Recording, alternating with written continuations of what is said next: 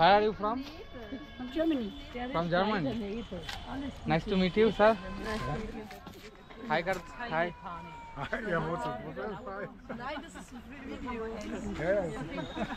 Thank you so much, everyone.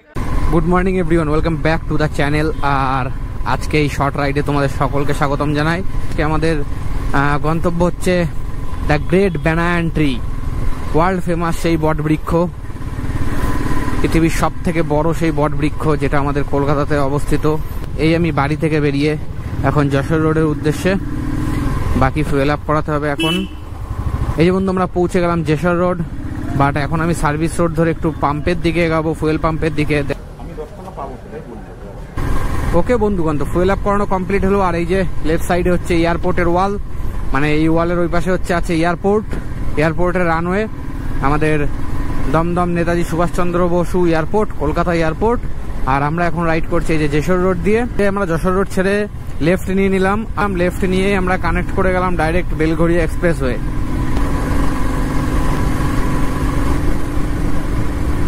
Google map বলছে আর এখান থেকে মাত্র 27 কিলোমিটার, 58 মিনিট, মানে প্রায় 1 ঘন্টা সময় লাগবে আমাদেরকে পৌঁছাতে। আর এখন আমরা বেলঘড়িয়া এক্সপ্রেসওয়েতেই আছি। এই যে সামনে তোমরা সিগন্যালের যে রেড লাইটটা দেখতে পাচ্ছ, এখান থেকে ওই যে রাইট সাইড চলে গেল দক্ষিণেশ্বর মন্দির, আর আমরা চলে যাচ্ছি লেফটে বালি ব্রিজের উপরে। এখন আমরা রয়েছি বালি ব্রিজের উপরে, আর নিচে থেকে বয়ে চলেছে মা গঙ্গা, গঙ্গা নদী বয়ে চলেছে নিচে থেকে। আর ওই দেখো লেফট সাইডে ওটা হচ্ছে টোল রোড, সমস্ত রকমের ট্রাক, লরি বা ইম্পোর্ট এক্সপোর্টের যে সমস্ত গাড়ি সব ওই রোড দিয়েই যাতায়াত করে। আর এই যে আমরা যাচ্ছি বালি ব্রিজের লোকাল রোডের উপর থেকে, যেখান থেকে বাইক, বাস, ছোট গাড়ি সমস্ত যাতায়াত করে। বলতে বলতে বন্ধু বালি ব্রিজ কমপ্লিট হয়ে গেল। এই যে রাইট সাইডে ট্রেনও ঢুকে গেছে, ট্রেন ট্র্যাকের উপরে, রেল লাইনের উপর দিয়ে।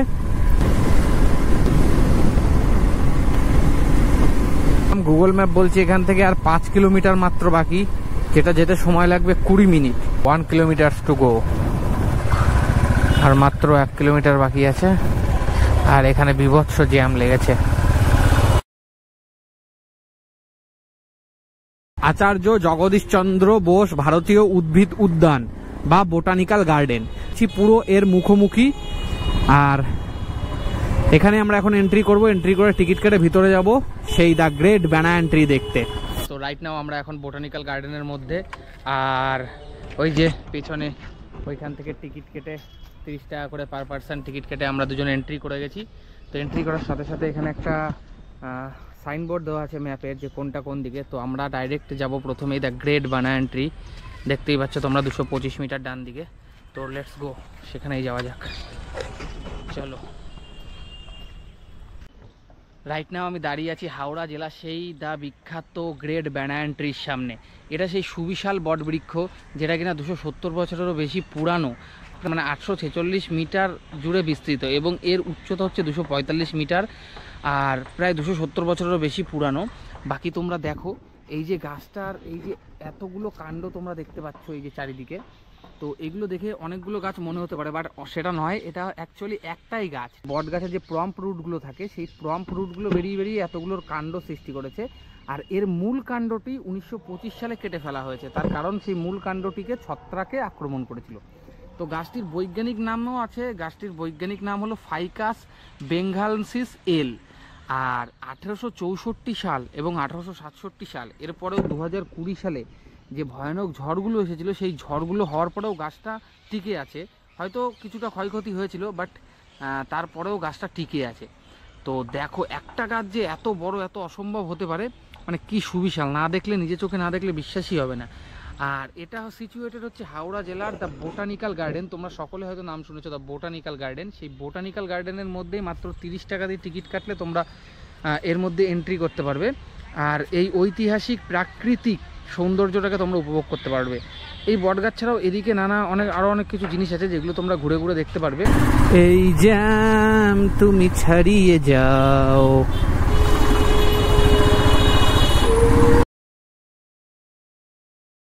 দেখো বন্ধু এখান থেকে কি দেখা যাচ্ছে, হয়তো তোমরা গোপ্রোতে কতটা দেখতে পাচ্ছ না, বাট খালি চোখে পুরো স্পষ্ট দেখতে পাচ্ছি দ্য ফেমাস হাওড়া ব্রিজ, আর যেটার উপর থেকে আমরা এখন রাইড করে যাব। এই হাওড়া ব্রিজ এতটাই ফেমাস যে শুধুমাত্র আমাদের দেশে নয়, দেশ দেশান্তর থেকে, দূর দূরান্ত থেকে, ইউরোপ, আফ্রিকা থেকে, আমেরিকা থেকে লোকজন ছুটে আসে এই ব্রিজকে একবার দেখার জন্যে। তার মানে বুঝতেই পারছো এই ব্রিজটা কতটা ফেমাস। আর তোমরা তো জানোই যে এই ব্রিজটা কতটা ফেমাস। আর সেই ব্রিজের উপর থেকে আমরা এখন রাইড করে যাব। আর দেখো কোনো পিলার ছাড়াই এই ব্রিজটা এ মাথা থেকে ও মাথা পর্যন্ত গঙ্গা নদীর উপরে কিভাবে দাঁড়িয়ে আছে।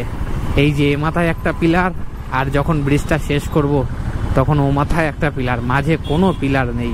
ব্রিজটা যে কিভাবে তৈরি কোনো পিলার ছাড়াই, এর রহস্যটা একমাত্র ইংরেজরাই জানে, কারণ ইংরেজরা এটাকে তৈরি করিয়েছিল, ব্রিটিশরা।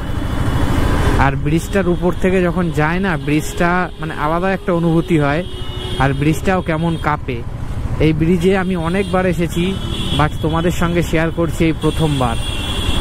আর তাছাড়াও আরেকটা কথা, এই ব্রিজের উপরে তুমি যদি দাঁড়াও তাহলে ফিল করবে যে এই ব্রিজটা কাঁপছে। আর এই দেখো নিচে থেকে বয়ে চলেছে মা গঙ্গা। যে বলতে বলতে আমরা ব্রিজ শেষও করে ফেললাম। আর এই যে মাথায় একটা পিলার, এই দেখো মাঝে কোনো পিলার ছিল না। আমরা গিয়েছিলাম বালি ব্রিজের উপর দিয়ে আর ফেরত আসলাম হাওড়া ব্রিজের উপর থেকে, সেটা তো তোমরা দেখলেই। আর বর্তমানে আমি এখন আছি বাগুইহাটি ব্রিজের উপরে। আর দেখতেই পাচ্ছ তোমরা যে সন্ধ্যা নেমে এসেছে, আর আমরাও বাড়ির উদ্দেশ্যেই রওনা দিয়েছি। আজকের আমাদের এই ভ্লগটা তোমাদের কেমন লাগলো কমেন্ট করে জানাও। যে এই বিখ্যাত মানে বটগাছটা তোমরা কি কখনো দেখতে আসার ইচ্ছা প্রকাশ করছো, বা কে কে এসেছো অবশ্যই কমেন্ট করে জানিও। আর সাথে ভিডিওটা ভালো লাগলে অবশ্যই লাইক করে দিও, চেনা জানা সকলকে শেয়ার করে দিও, আর তারই সাথে সাবস্ক্রাইব করে আমাদের ফ্যামিলিতে জয়েন করে দিও। তো আজকের এই ভিডিও এখানেই শেষ করছি। আবার দেখা হচ্ছে তোমাদের সঙ্গে next Sunday. Till then stay safe, bye bye, চলো টাটা।